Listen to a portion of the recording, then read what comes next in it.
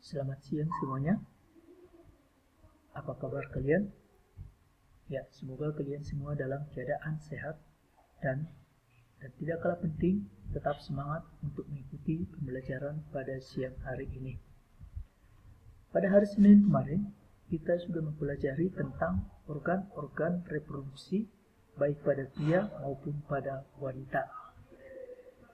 Pada pria, ada yang namanya testis, di mana testis ini berfungsi sebagai tempat pembentukan sel kelamin pria yang disebut dengan sperma. Dan pada wanita ada ovarium yang berfungsi sebagai tempat pembentukan sel telur atau yang disebut dengan ovum. Nah, pada pertemuan kali ini kita akan mempelajari tentang bagaimana proses pembentukan gamet atau sel kelamin.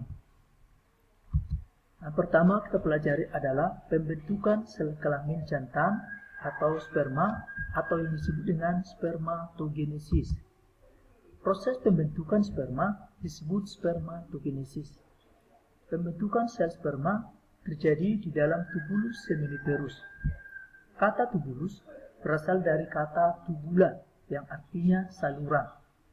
Dan seminiferus berasal dari kata semen yang artinya sperma. Jadi, tubulus seminiferus itu adalah saluran yang berkelok-kelok tempat pembentukan sperma. Jadi kalau kita kembali nanti memperhatikan struktur dari testis itu terdiri dari kumpulan tubulus seminiferus. Nah, bagaimana proses pembentukan sperma? Kita perhatikan gambar berikut ini. Sel sperma diawali dari spermatogonium. Spermatogonium ini akan mengalami pembelahan secara mitosis untuk memperbanyak diri. Kemudian, sebagian dari spermatogonium akan berubah menjadi spermatosit primer. Kemudian, spermatosit primer akan mengalami pembelahan secara meiosis, menghasilkan dua spermatosit sekunder. Melalui tahap meiosis kedua, masing-masing spermatosit sekunder membelah menjadi spermatid, sehingga nantinya akan dihasilkan 4 buah spermatid. Kemudian spermatid ini akan berdiferensiasi menjadi sel sperma. Sperma tersebut akan mengalami proses pematangan di dalam epididymis. Ya, kita perhatikan lagi ini bahwa pembentukan sperma tadi diawali dari spermatogonium, di mana spermatogonium ini membelah secara mitosis. Tujuannya adalah untuk memperbanyak diri. Ya, kemudian dia nanti akan membentuk spermatosit primer. Spermatosit primer membelah secara meiosis, membentuk spermatosit sekunder. Kemudian spermatosit sekunder melalui tahap meiosis kedua menghasilkan 4 spermatid, di mana keempat spermatid ini memiliki bentuk dan ukuran yang sama. Kemudian spermatid ini nanti akan berdiferensiasi menjadi sel sperma, di mana sel sperma yang dihasilkan pada spermatogenesis memiliki jumlah kromosom setengah dari sel induknya. Kalau sel induknya memiliki kromosom sebanyak 2N, maka sel sperma memiliki kromosom setengah dari induknya, yaitu N.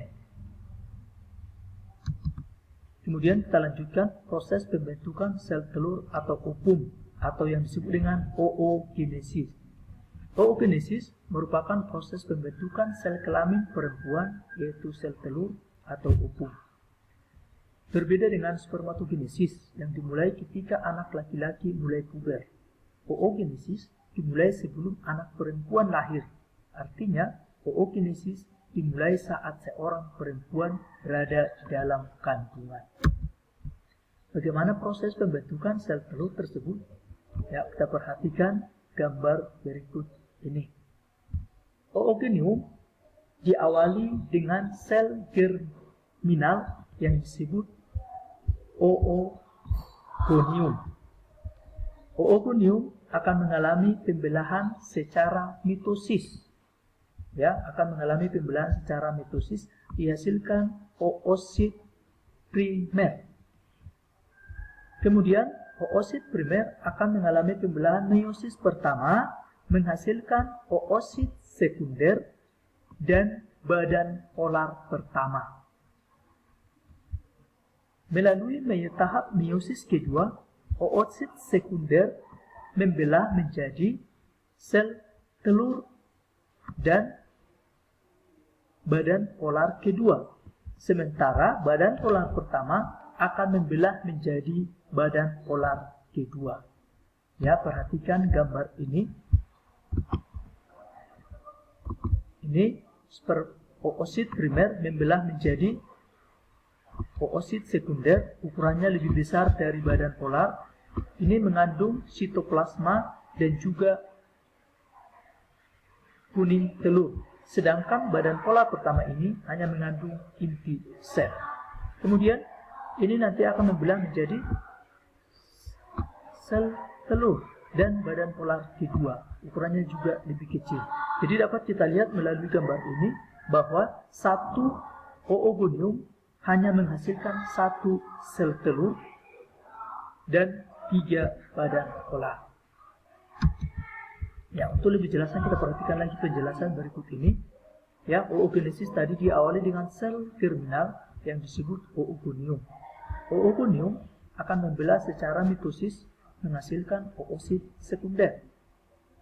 Oosit primer ya, Kemudian oosit primer membelah secara meiosis membentuk oosit sekunder dan badan polar pertama. Ya, kemudian melalui meiosis kedua, oosit sekunder menghasilkan sel telur, sedangkan badan polar pertama menghasilkan badan polar kedua. Ya, sel telur tersebut akan mengalami pertumbuhan hingga menjadi ovum yang matang. Setelah ovum ini matang, ia akan dilepaskan dari ovarium.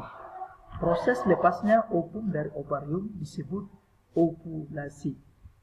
Jika terjadi pembuahan atau jika sel sperma membuahi ovum, maka akan terjadi kehamilan. Namun, jika tidak terjadi pembuahan atau jika tidak ada sel sperma yang membuahi ovum, maka ovum tersebut akan luruh bersama dinding rahim. Proses ini disebut dengan menstruasi. Nah, apa itu menstruasi dan bagaimana proses menstruasi? Kita akan pelajari menstruasi dan tahap-tahap menstruasi pada pertemuan berikutnya.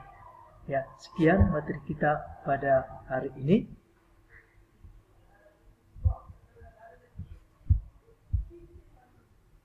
Dan selamat siang.